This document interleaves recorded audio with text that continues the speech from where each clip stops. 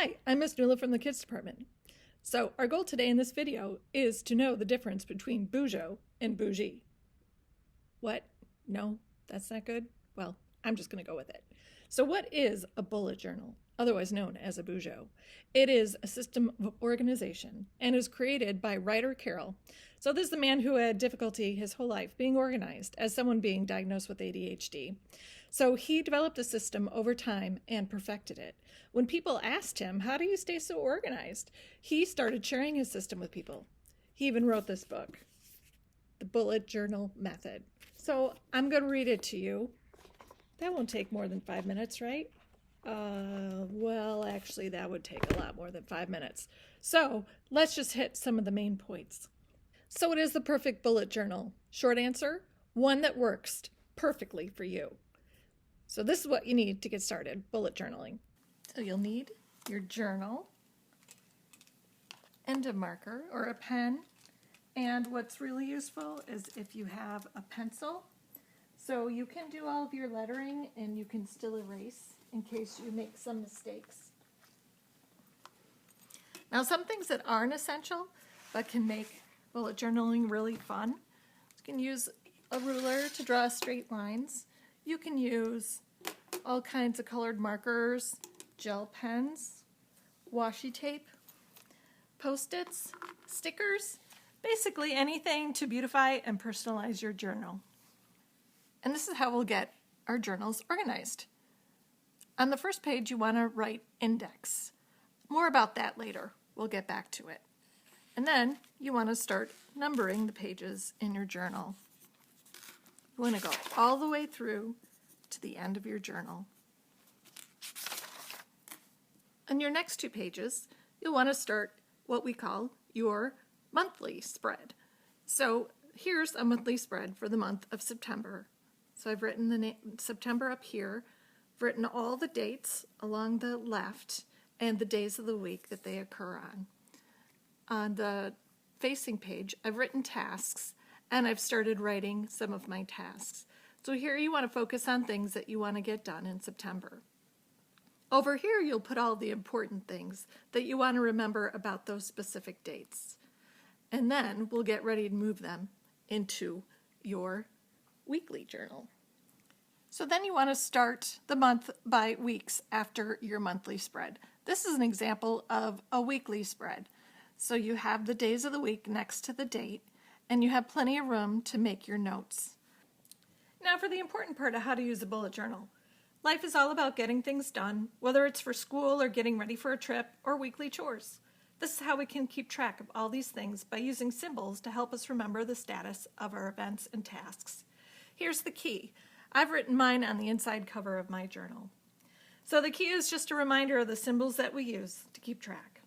So for instance, in front of event, you want to put an empty box. An event is anything like a soccer game or a birthday party. You want to put dots in front of your tasks. Once the task is done, you can draw next to the dot. Let's say you have to move the task because you didn't get to it, so you can use a greater than sign. If you want to show that you've started the task but just haven't finished it yet, you can use the upward pointing caret. And if you decide you no longer need to do a task, you can always draw a line through it. Here's an example of how I'm going to use these symbols.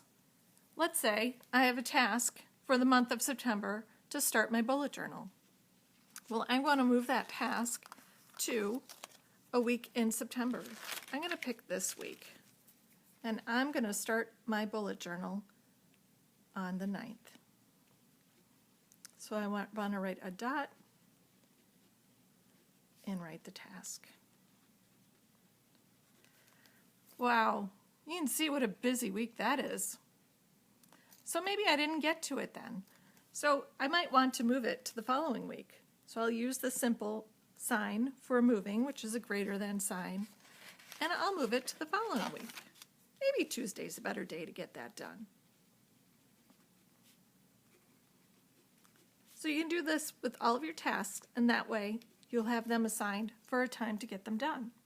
So week to week and month to month, you'll have a great overview of the tasks that you've completed and the tasks that you still have yet to be done. Let's get back to that index. So your index is just to keep track of what you're keeping where, so you can reference it quickly.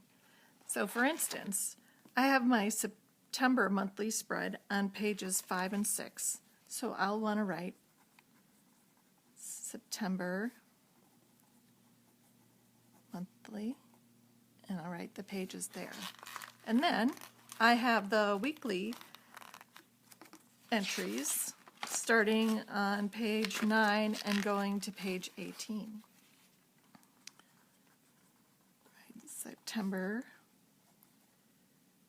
weekly, 9 through 18. And that way I can easily find it later. And bullet journaling doesn't have to be boring. Here are some ways to make it fun. You can make pages that aren't part of your calendar. You can make lists. You can make gratitude lists, new words lists, book lists, TV and movie to watch lists, favorite quotes, big successes that you've had, favorite song lists, favorite authors. You make bucket lists, travel lists. You can use your bullet journal as a diary, or you can just use it to just rant. Just remember to also add these pages to your index. It doesn't matter if you have non-related pages between your calendar pages, since you can find what you need with your index. So what happens if you run out of pages before the end of the year?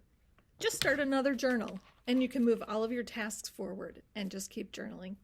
So hopefully this all makes sense, and if it doesn't, just try watching the video again. So keep it simple, make it fun, and I wish you a very happy and productive 2021. Happy journaling!